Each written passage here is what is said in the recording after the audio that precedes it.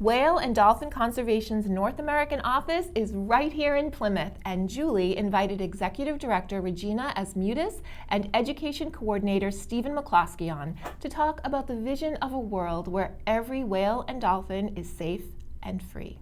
Regina and Steve, thank you so much for joining me today. We're thrilled to have you. Regina, as the Executive Director, can you tell the audience the focus of the conservation overall and specifically here in our region of New England?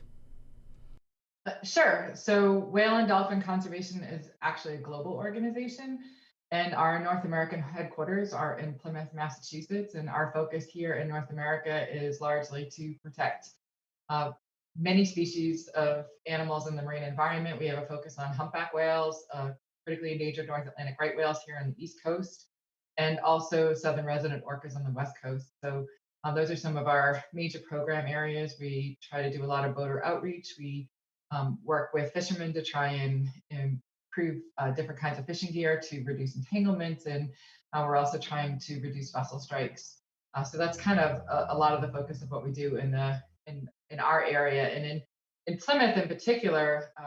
We have a real big focus on critically endangered North Atlantic right whales, a species of which there are fewer than 360 left in the entire world, and they use Cape Cod Bay as a feeding area and nursery in the spring. So they are literally one of the most endangered animals that are in your backyard. Wow, and they've been seen recently right off the coast of Plymouth, correct? Yeah, so it's pretty cool because you can actually stand on some of the different regions of cliffs of Plymouth, or even up in Duxbury Beach, Whitehorse Beach, Manamet Point, Cedarville, and if they are, within a few miles of the coast, sometimes feeding, you can stand on the beach and see them. So it's pretty amazing. The Center for Coastal Studies does aerial surveys pretty regularly in the bay, and on Saturday they flew and they had 80 right whales in Cape Cod Bay. So they are around right now, and it's pretty amazing. They're flying again today, so we'll find out who's out there today. So a quarter of the entire population in the world of the right whales were actually off Plymouth? Yep, on Saturday. Wow. So it's amazing, and it's one of the, like I said, it's one of the most endangered animals on the planet, and we have them in our backyard, and there's a lot of work. Massachusetts does a ton of work to help to protect them. So this is a pretty cool state to be in Sure. for the sake of those whales. Absolutely.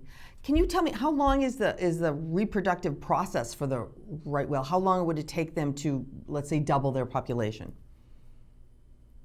A really long time, unfortunately. They're pregnant for about a year, and then the calf stays with the mom for the first year of its life. And it's a not an easy thing to be a right whale mom. So you're the sole caretaker of the calf. The dads don't have anything to do with rearing the calves. Calves nurse on about 40 to 60 gallons of milk a day, so it's a lot of energy. And the moms actually give birth down in the southeast of the U.S., so Florida, Georgia, the Carolinas area, and then they'll make that journey up to Cape Cod Bay, and then sometimes after they feed in Cape Cod Bay, they'll go further up into Canada, into the Gulf of St. Lawrence. So lots and lots of traveling with a kid by your side that you're trying to protect, and so it's a very energetically expensive um, behavior for the moms to be able to have and care for that calf. Unfortunately, because of that, the calving intervals, the number of calves they have is only one at a time, because it takes so much energy. So they're having twins or triplets, but they're actually, because it takes so much energy to do that, the calving intervals have actually increased. So they're sometimes only having one calf every 10 to 15 years. So it takes a really long time for them to be able to sort of repopulate that population. And Right. then they should be living to like 100 years old, but unfortunately, because of human threats, they're only living to maybe into their 40s or 50s. So they take a long time to have kids, and their lifespan has been shortened, Right. unfortunately. So the statistics are working against them, unfortunately, at this point. So what can the average citizen do to help protect these gorgeous creatures? So lots and lots and lots of things, and I think that one of the things that we're really excited about this year, there were 17 calves born. That's huge. That's more than the 3 previous years combined. So we're seeing some positive trends, and we just need to kind of keep them alive to keep that happening. And I think that something as simple as if you have a smartphone, you download there's an app called Whale Alert, and you can actually just call in the sightings or report the sightings, because those sightings then NOAA uses them to let ships know that there's right whales in the area, so it's a way to help to protect them. So just reporting a sighting is easy. Something simple like picking up some trash on the beach sounds kind of cliche, but we've actually had a couple of different whales in the past. A different endangered whales, a sei whale, and also a whale called a Rice's whale, both of whom died because they had pieces of plastic in their stomach that cut up their stomach lining. Oh, So one was a awful. broken DVD cover, and one was just another piece of sharp plastic. So like seeing something on the beach that you think like, oh, it's not a big deal, it could be really a big deal. You could literally save a whale. Right, Just pick by it up. trash Okay. up. So, and I think the last thing too, like we live in Plymouth and we're in Massachusetts. Like I said, the Division of Marine Fisheries Service does a great job here, but they very much balance the needs of the fishermen with the whales. And Yeah.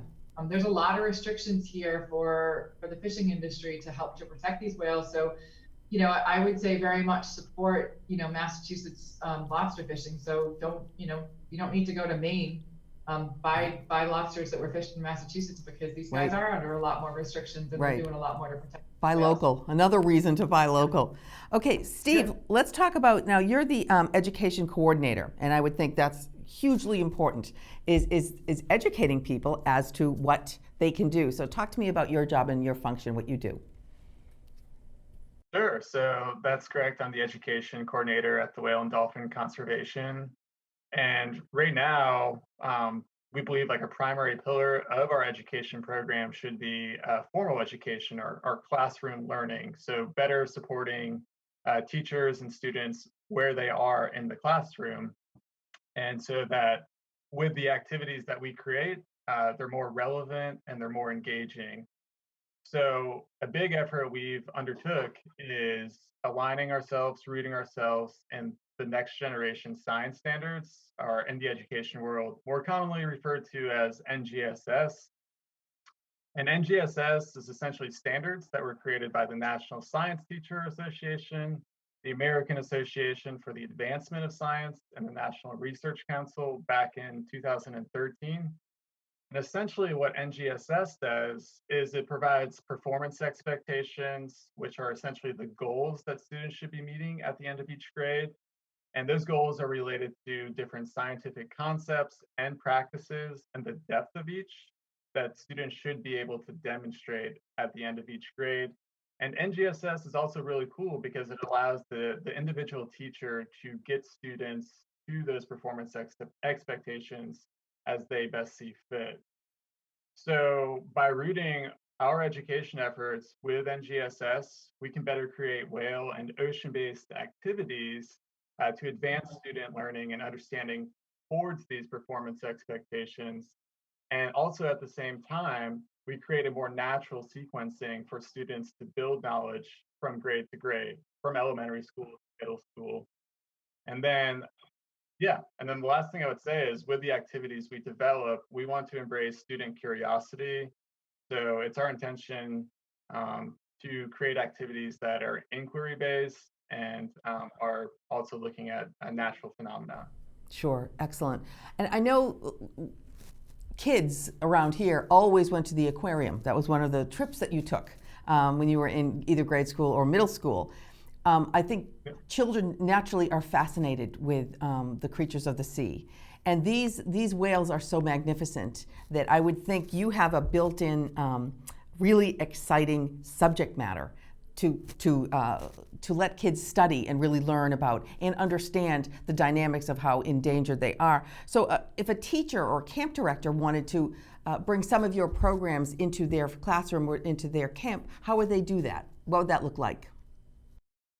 Sure, that's a good question. I think our education effort and program is pretty flexible and malleable. Like we want to support different teachers or different informal education settings as best as possible. So I would say to collaborate with us, you can get onto our website, get onto our Education Nation webpage, look at the activities we have.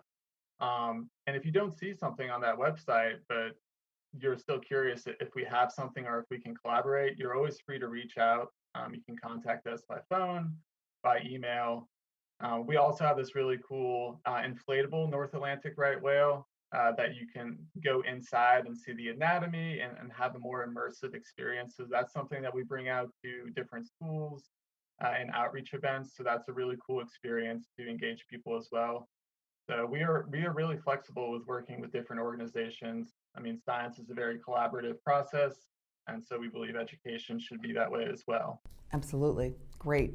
Okay, so we're going to put all the information about how to get in touch with your organization up on our screen. Is there any last words, Regina, that you want to shout out to people about your organization and how important the work is that you're doing? So I would just say that we're trying really hard to get the word out about how important whales are to the environment, and that they have this incredibly important function as the ocean gardeners, and they literally fertilize this forest of phytoplankton that gives you every other breath you take.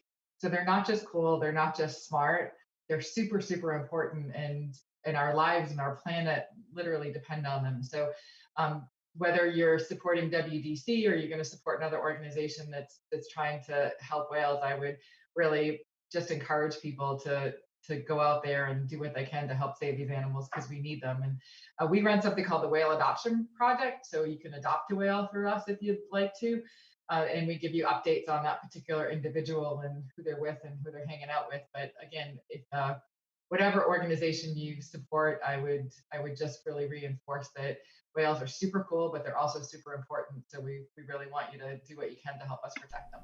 Great, excellent. That's wonderful. Wonderfully said. We're all connected in this great world, the people and the planet and everything in between. Thank you both so much for joining us today, and I'm sure we'll hear more about the whales in the future. Thanks for having us. Thank you. To learn more, visit whales.org.